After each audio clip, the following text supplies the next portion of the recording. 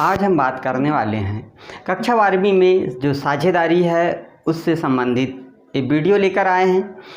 आज हम बताएंगे आपको साझेदारी क्या है।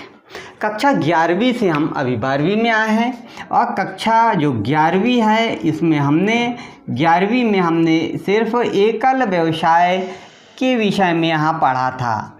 एकल व्यापार क्या होता है इसके संबंध में हमने प्रविष्टियाँ की थी, लेखांकन किए थे और वो लेखांकन के बाद में एक व्यक्ति का ही यहाँ पे पूरा अधिकार था। जब हम कक्षा 12वीं में आए हैं और 12वीं में आने के बाद यहाँ पे प्रारंभ होता है साझेदारी।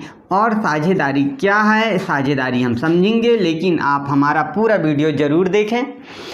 साझेदारी यहाँ पे आपको मालूम है कि एकल व्यापारी था तो एक व्यक्ति था, एक व्यक्ति में पूर्णता नहीं होती, कुछ ना कुछ उसमें कमियां होती है और उन कमियों को निवारण करने के लिए वह दूसरे लोगों का सहारा लेना पसंद करता है, दूसरे लोगों के साथ में काम करना चाहता है।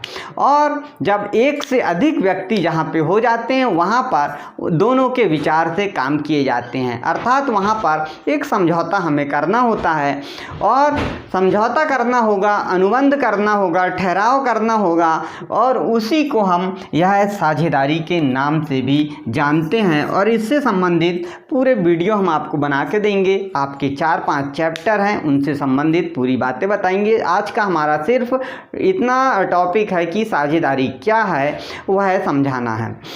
हर एक के लिए सरकार ने नियम और कानून बनाए हैं, इसलिए बनाए क्योंकि उनमें कोई भी समस्याएं आती है तो उन्हें सुलझाया जा सके।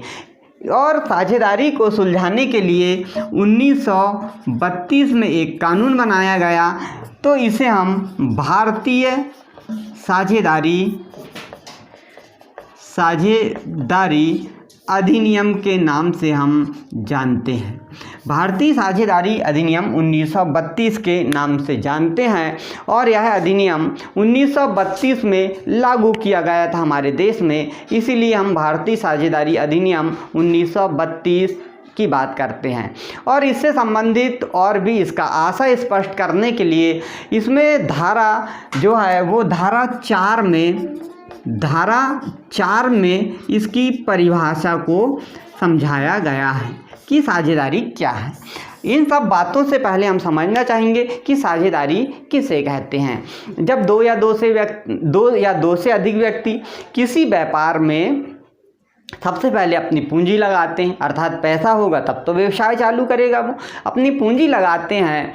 पूंजी लगाने के बाद में उसे व्यापार को प्रारंभ करना चाहते हैं और उसका संचालन व प्रबंधन करना चाहते हैं, क्योंकि जब पूंजी लगाएंगे, व्यापार चलाएंगे तो संचालन व प्रबंधन भी करेंगे। संचालन व प्रबंधन करना चाहते हैं और उस व्यापार से जो उत्पन्न लाभ को आपस में बांटने का फैसला करते हैं वो लोग। तो हम इस पूरी प्रोसेस को ही हम साझेदारी व्यापार के नाम से जानते हैं। अब इनमें देखिए, हमने कहा कि साझेदारी का जो जन्म होता है वो समझौते से होता है। जब दो से अधिक व्यक्ति किसी व्यापार में अपनी पूंजी लगाते हैं और व्यापार प्रारंभ करते हैं, पूंजी लगाते हैं, संचालन व प्रबंधन करते हैं और उससे उत्पन्न जो लाभ होगा उसे बांटने का फैसला करते हैं, तो इसे हम साझेदारी व्यापार कहते हैं।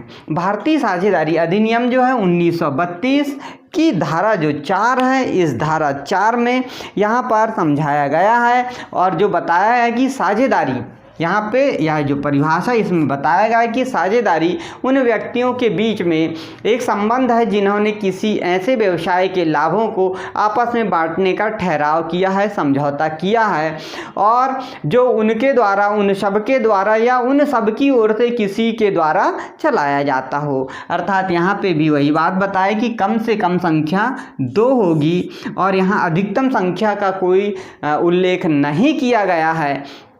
लेकिन कंपनी अधिनियम, अभी वर्तमान में कंपनी अधिनियम चल रहा है 2013। इस कंपनी अधिनियम 2013 में उल्लेख है अधिकतम संख्या की, और यहाँ पर अधिकतम संख्या 50 बताई गई है कि साझेदारी किसी भी फॉर्मेट में हो, लेकिन अधिकतम संख्या वहाँ पे 50 होगी।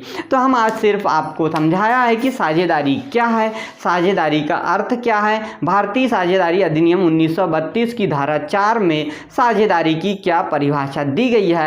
इन बातों को हमने आज बताया। आज के लिए इतना ही। नेक्स्ट वीडियो में हम आपको बताएंगे साझेदारी की विशेषताएं और उसकी सीमाएं, साझेदारी से संबंधित और भी जो महत्वपूर्ण यहाँ से बातें हैं वो सब समझाएंगे। आज के लिए इतना ही। नमस्कार।